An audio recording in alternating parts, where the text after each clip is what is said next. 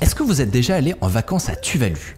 Et bah pourtant je suis à peu près sûr que vous vous y êtes déjà rendu, au moins numériquement. Cette petite île au beau milieu de l'océan Pacifique gagne des millions tous les ans sans rien faire, grâce à son extension de nom de domaine. Et sans le savoir, vous le connaissez très bien, c'est le .tv. Et oui, TV pour Tuvalu. Le fait qu'en Occident ce soit un terme usuel pour désigner la télévision, c'est en fait une parfaite coïncidence qui vont très habilement exploiter. Et ce sont pas les seuls à faire masse thune grâce à leur nom de domaine. Une île voisine a une offre que les cybercriminels adorent, tandis qu'une autre a décidé d'autoriser les emojis, alors que c'est interdit partout ailleurs. Laissez-moi vous raconter le business fascinant et nébuleux des noms de domaine du Pacifique. Pour se procurer un nom de domaine de façon tout à fait légale, il y a notre partenaire Hostinger. Si vous voulez créer un site vitrine, votre CV en ligne ou un blog, c'est une valeur carrément sûre. Ça prend littéralement 2 minutes 30. Et pour en avoir utilisé beaucoup, ils ont un panneau de contrôle hyper moderne et rapide, c'est très agréable. Et un support client en français si vous avez le moindre problème. Disponible 7/7 24/24. Il y a des sauvegardes quotidiennes ou hebdomadaires, une intégration Cloudflare par défaut pour que vos sites chargent à la vitesse de l'éclair, et ça vous coûtera seulement quelques euros par mois avec une garantie remboursement sous 30 jours. Et avec le code MICODE, vous aurez 7% de réduction pendant quelques jours. Vous n'avez pas intérêt à prendre le MICODE TV, hein.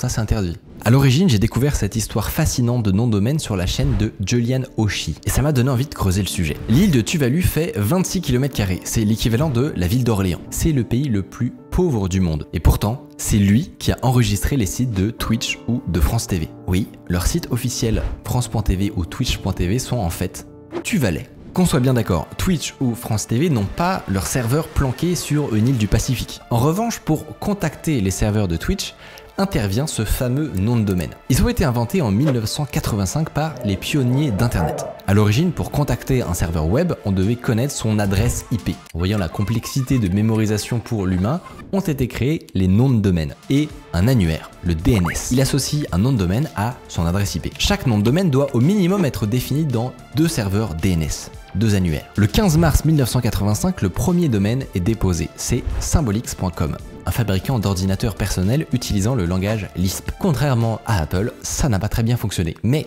ils sont les premiers à avoir eu un nom de domaine dans l'histoire. À l'origine, il existait 2 grandes classes de noms de domaine, ceux avec des extensions génériques, .com, .org, .net, et ceux avec des extensions nationales, .fr, .de pour l'Allemagne, .ee pour l'Estonie, etc. Chaque pays a son extension. Et devinez de quelle extension l'île de Tuvalu a hérité en 1996 ? Le .tv, qui n'a donc pas du tout été spécialement créé pour des services de vidéo en ligne. Et le gouvernement de l'île va en profiter. Ils vont mettre aux enchères la gestion de leur nom de domaine. Et c'est l'entreprise VeriSign, le plus gros acteur du secteur en charge du .com, qui va l'emporter contre un joli contrat de 50 millions de dollars sur 12 ans. Tous les trimestres, Tuvalu, le pays le plus pauvre au monde, rafle 1 million de dollars de VeriSign, c'est-à-dire 10% de leur PIB, en ne faisant absolument rien. VeriSign s'occupe de tout. Et avec le premier million de ce deal, Tuvalu va même pouvoir rejoindre les Nations Unies et en devenir le 189e membre. Les années passant, ils vont réussir à en faire une extension premium.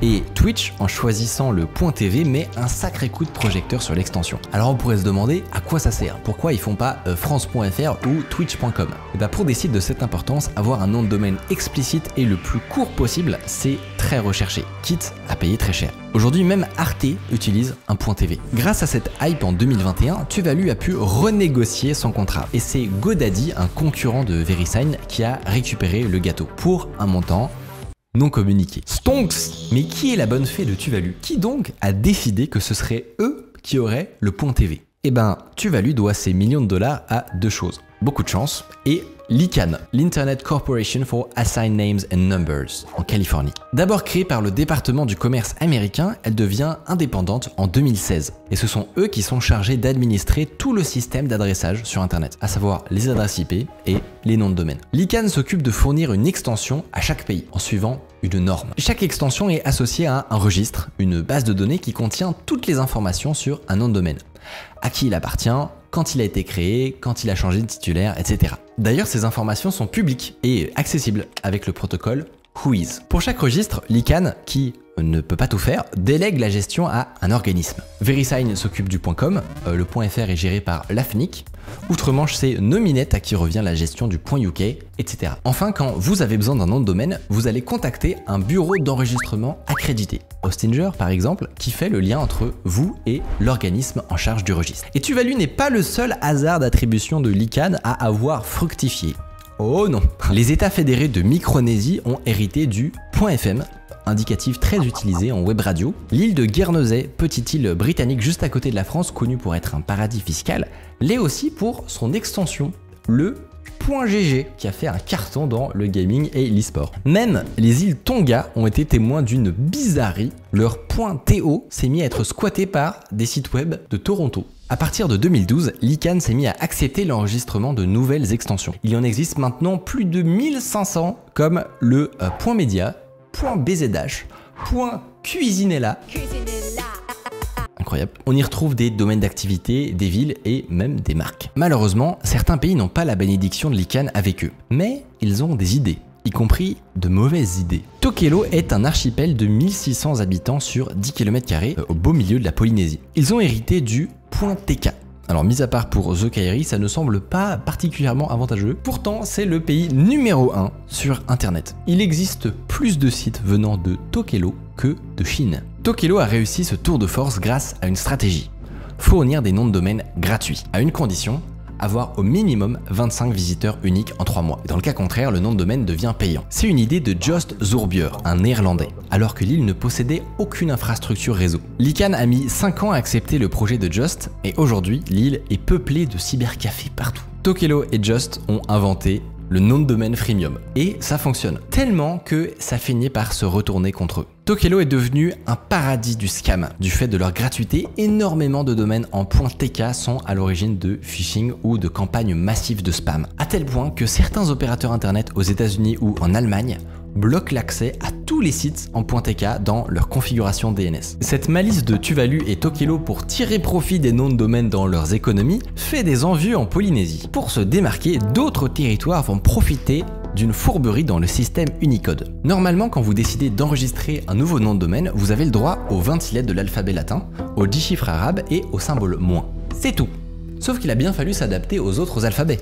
Alphabet cyrillique, mandarin, grégorien. Pour pallier à ça, ont été créés les noms de domaine internationalisés. Et pour passer de l'un à l'autre, on utilise le Punicode, un algorithme défini en 2003 qui permet d'encoder de façon unique une chaîne de caractères Unicode en caractères acceptables par l'ICANN dans les noms de domaine. Par exemple, pour un E, c'est XN-9CA. Et avec n'importe quel caractère, ça me donne son équivalent en Punicode, avec le préfixe XN. D'ailleurs, la manière dont il a été choisi ce préfixe, c'est totalement improbable. Allez savoir pourquoi ils voulaient que ce soit fait de façon aléatoire. Alors, est-ce qu'ils ont lancé des fléchettes sur un alphabet?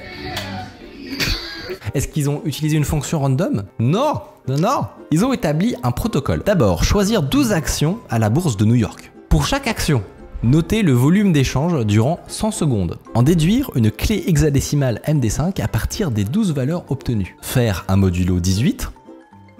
Je ne sais pas. Tout ça pour obtenir une position dans ce tableau de préfixes prédéfinis. Ah bah ça s'ennuie fort hein. Ainsi, le 10 février 2003, le protocole est lancé. Le résultat obtenu est le 11, c'est-à-dire XN. Les navigateurs se mettent à jour et depuis, on peut utiliser tous les caractères Unicode dans les noms de domaine. Tous?